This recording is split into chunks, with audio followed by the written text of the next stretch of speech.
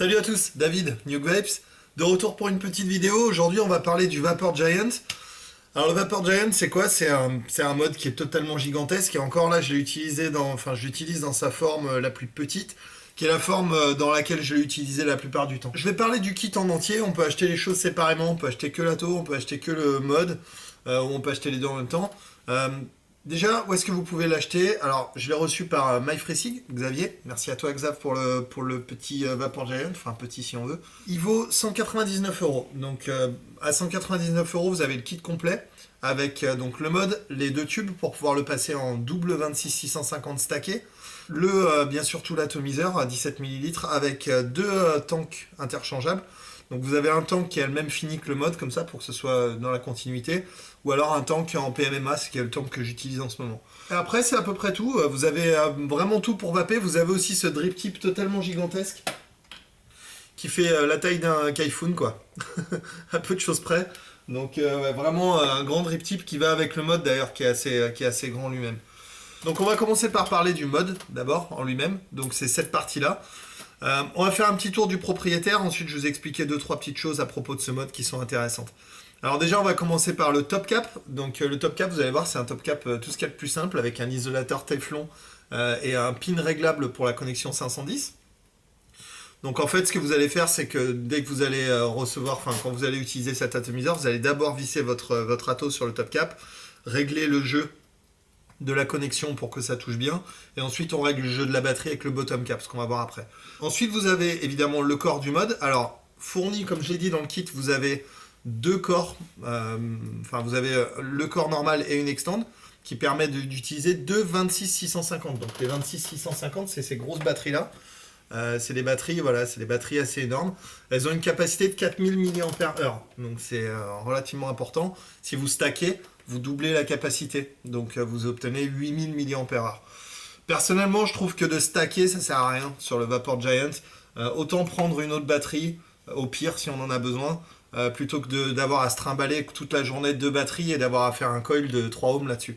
Parce qu'évidemment, si vous stackez, vous allez plus avoir 3,7 volts ou 4,2 volts en sortie de chargeur à l'entrée de votre mode. Vous allez avoir 7 volts, quasiment 8 volts si les deux batteries sont vraiment fraîches.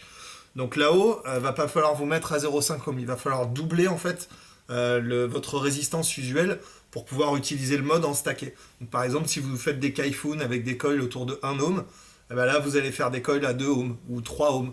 Moi j'avais fait un coil à 3 ohms pour l'utiliser en stacké, pour voir ce que ça donnait, etc. C'est pas quelque chose que j'ai gardé très longtemps parce que c'est très très lourd. On va parler des chiffres vite fait.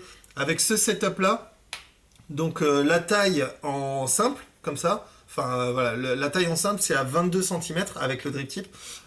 Et en termes de poids, on est à 640 grammes. Donc c'est pas léger quoi. C'est pas non plus le plus petit mode 26-650. Il y a le El Gigante qui est un peu plus compact en taille, mais c'est pas non plus inutilisable quoi. En mode simple comme ça va. En stacké c'est encore plus ouf. On est à 820 grammes. Donc 820 grammes quand on a le tank plein, les 17 ml de tank, oui 17 ml, et les deux batteries 26-650. Voilà, on a une semaine de vape dans la main en permanence, c'est plutôt pas mal. La taille, quand on est en stacké, donc avec tout l'atto, etc., on est à 28 cm, donc quasiment 30 cm pour un mode à 30 cm, quasiment 1 kg, voilà, donc on est sur quelque chose qui est relativement compact. Plus en bas, vous allez trouver un switch qui va vous rappeler celui du GGTS. Ceux qui ont commencé les modes méca assez tôt se rappelleront de ce type de switch. Alors, c'est un switch verrouillable, exactement comme le GGTS.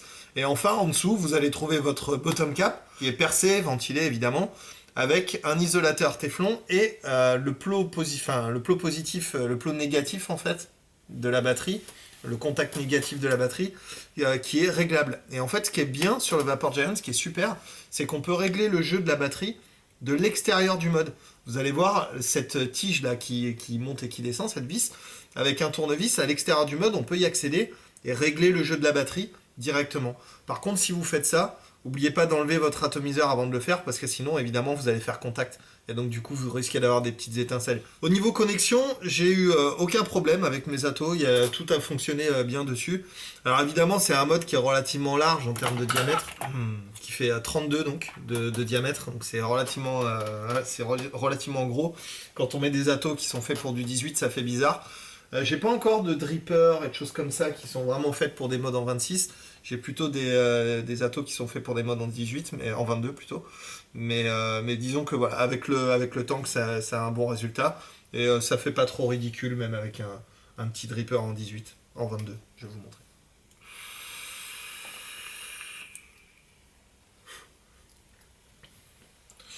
Parfait. Donc voilà, ça donne ça. Donc ouais, ça fait tout petit là-haut, mais bon, ouais, je trouve pas ça non plus super gênant. L'écart est tellement grand en fait que du coup on dirait que c'est fait exprès. Les filetages sur le Vapor Giant sont vraiment très très bons. J'ai entendu des histoires un peu sur les filetages du corps, comme quoi ça crunchait. Moi ça crunch pas, personnellement, ça va. Le filetage de la connexion 510 c'était juste top. Un petit défaut sur le switch, il a tendance à se dévisser un petit peu. Surtout quand on le déverrouille assez souvent et qu'on a tendance à le déverrouiller un peu plus que ce qu'on devrait, ça le dévisse toujours un petit peu et au bout d'un moment il finit par s'en aller. C'est un peu le problème de ces switches là, il faut vraiment bien serrer la petite rondelle qui est à la base du switch. Il faut la serrer avec une pince ou avec un truc pour vraiment pas qu'elle bouge, sinon vous allez avoir des problèmes. Mais au-delà de ça, voilà, c'est juste un mode méca, ça marche très bien. On va parler de l'ATO maintenant vite fait. Alors, enfin vite fait, on va parler un petit peu de l'ATO, on va faire un montage. L'atomiseur c'est un atomiseur type Kaifun. Donc ça ressemble à un Kaifun, mais il y a quelques petites choses comme ça qui ont été ajoutées sur l'atomiseur et qui sont plutôt sympas. Donc c'est un tank qui contient 17 ml. Comme je l'ai dit au début de la vidéo, c'est un tank qui est fourni avec un réservoir PMMA comme ça et un réservoir en acier. Moi personnellement j'utilise le tank PMMA, même si je suis pas hyper fan du PMMA. Je préfère voir voilà, le niveau de liquide. Et je fais en sorte d'utiliser des liquides qui ne réagissent pas avec le PMMA, mais sachez que certains liquides peuvent réagir avec le plastique, donc dans ce cas-là, si vous utilisez des liquides un peu corrosifs, style anis, menthe et tout ça, citron, coca, ce genre de trucs, vous allez devoir utiliser le tank qui est fourni en acier. Le tank en lui-même, si vous avez déjà vu comment un Kaifun fonctionne, vous ne devrez pas avoir trop de mal. On va regarder vite fait le plateau, à quoi il ressemble. Donc le plateau, en fait, il est composé de la base. Alors, sur cette base, vous allez avoir pas mal de trous. Donc on va regarder un petit peu ce que tous ces trous font. Donc vous avez tout d'abord à gauche du logo, donc à gauche de la connexion, quand on regarde le logo dans le bon sens, vous avez une vis cruciforme, ça c'est votre port de remplissage, si vous voulez le remplir façon Kaifun Light par le dessous.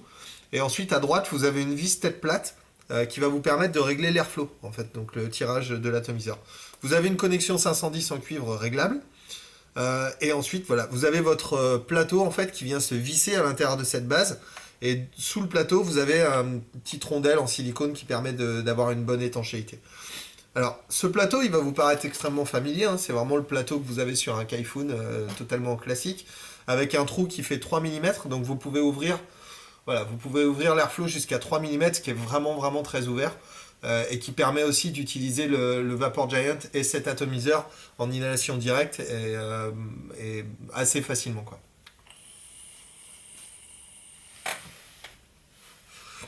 Là, je dois être ouvert plus ou moins à fond, quasiment. Par contre, j'ai une résistance qui est assez haute là-dessus parce que j'aime pas vaper mes Kaifun et mes Atotank au-delà de 12-15 watts. Donc, je suis à peu près 1,2 ohm, 1,5 ohm. Et c'est vraiment très très bien.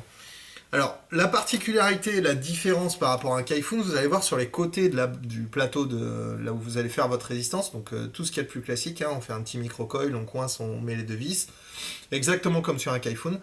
Sur les côtés, vous allez voir, vous avez deux canaux. En fait, quand vous allez mettre votre coton à l'intérieur de votre coil, il va falloir aussi prévoir la longueur suffisante pour pouvoir mettre du coton à l'intérieur de ces canaux. Si vous ne mettez pas de coton à l'intérieur de ces canaux, ça va être une catastrophe. Sachez aussi qu'en fonction de la résistance à laquelle vous allez l'utiliser, en fonction de la viscosité de votre liquide, en fonction de votre façon de tirer sur l'atomiseur et tout, vous allez devoir trouver un petit peu le juste milieu et régler un peu votre atomiseur en fonction de votre vape. C'est paramétrable, alors c'est très bien. D'un autre côté, ça peut être un peu compliqué à mettre en œuvre au début.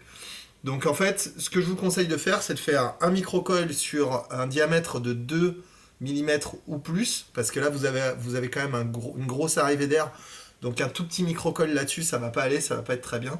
Il faut faire un gros coil pour pouvoir avoir la place de mettre beaucoup de coton et bien remplir ces canaux qui sont sur les côtés avec du coton. Encore une fois, comme coton, Fiber Freaks, c'est ce que vous voulez utiliser. Moi personnellement, j'utilise du Fiber Freaks, j'utilise plus que ça, et c'est vraiment très bien. Encore une fois, quel que soit le type de coton que vous allez utiliser, gardez à l'esprit qu'il ne faut pas trop en mettre non plus. Si vous en mettez trop, vous allez créer un espèce de bouchon et le liquide va plus remonter vers le coil et ça va être dry heat sur dry heat. Vous aurez beau ouvrir à fond, ça servira à rien. Donc pensez bien à mettre du coton suffisamment, mais pas trop. Voilà, c'est un juste milieu à avoir.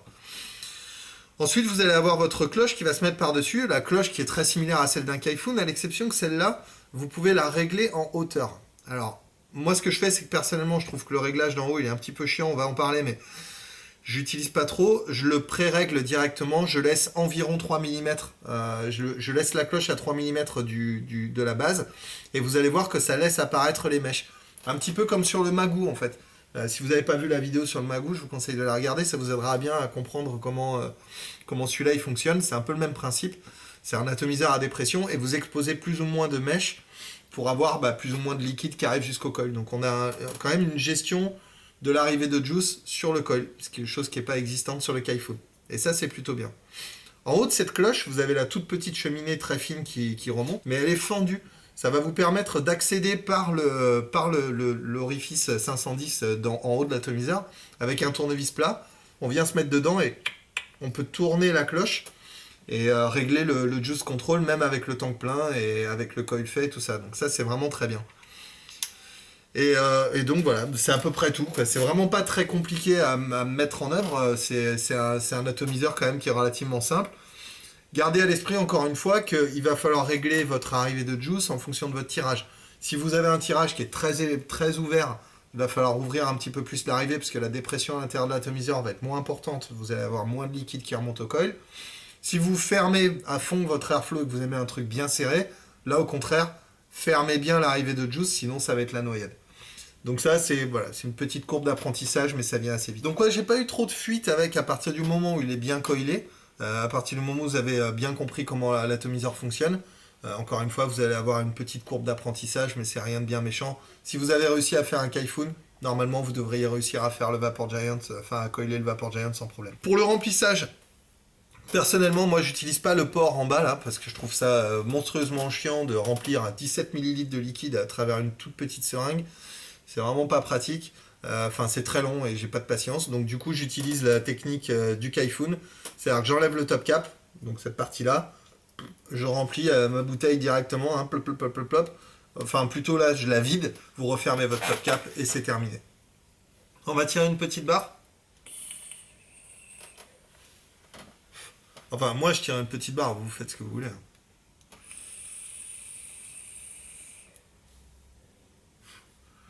Oh yeah!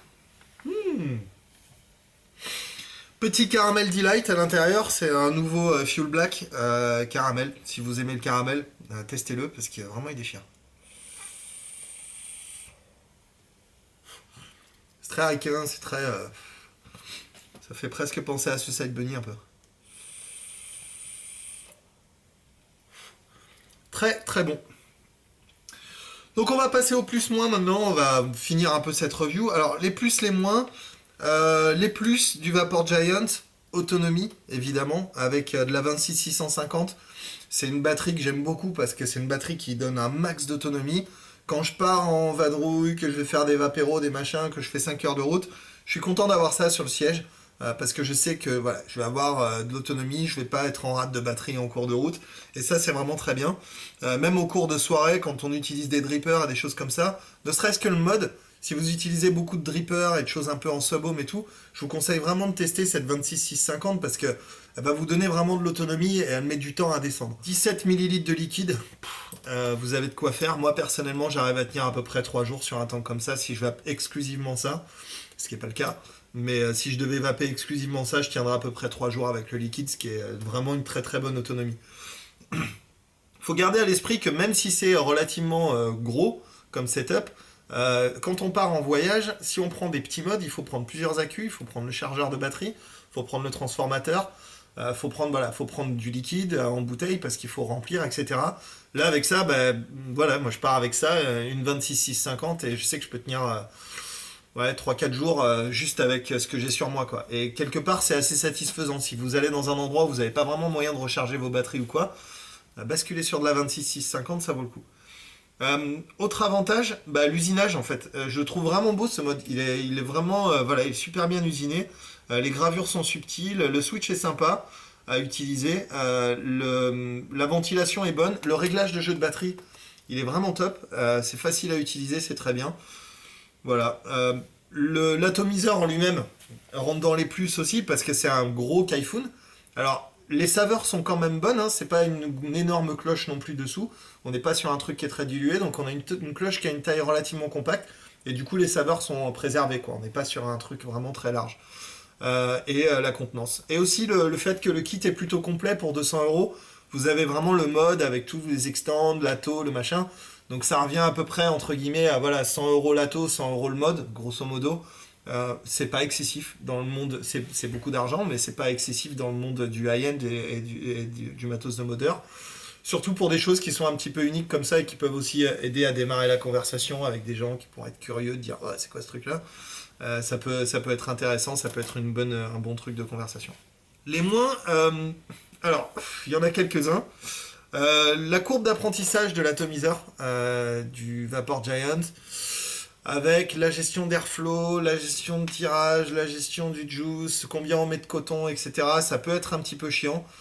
Le fait que le tank fasse 17 millilitres et qu'on puisse pas refaire le coil sans le vider, ça aussi c'est chiant. Parce qu'il y a certains juices comme le Bobas Banti ou des juices qui ont tendance à vraiment encrasser les coils rapidement, qui vont vous encrasser le coil trop pour que vous puissiez vraiment vaper les 17 millilitres tranquille, quoi.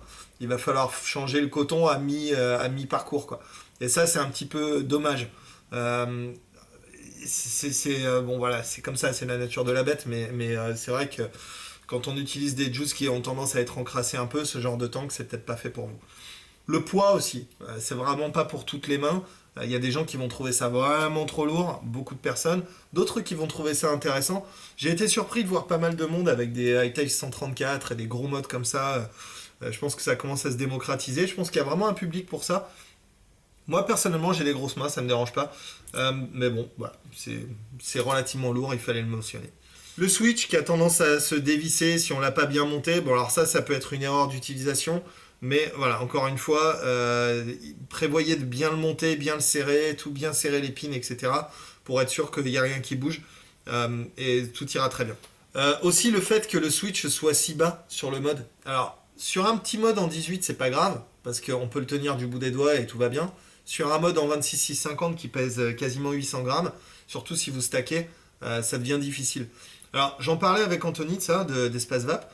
Et lui me disait que son Gigi, il l'utilisait de cette façon-là, en fait. Il mettait le switch à l'intérieur de sa main. Et c'est juste en appuyant avec la paume, en fait. Je dois avouer que c'est vraiment pratique. Je trouve pas ça très naturel comme façon d'utiliser le mode, mais c'est vrai que c'est plus pratique. On l'a vraiment bien en main comme ça. Et on n'a plus à se soucier de où est le switch. En fait, le switch est dans le creux de la main et ça, c'est vraiment très bien. J'ai beaucoup aimé ce mode, je l'ai beaucoup utilisé. Donc voilà, j'en suis très content et je vous le recommande chaudement. Voilà.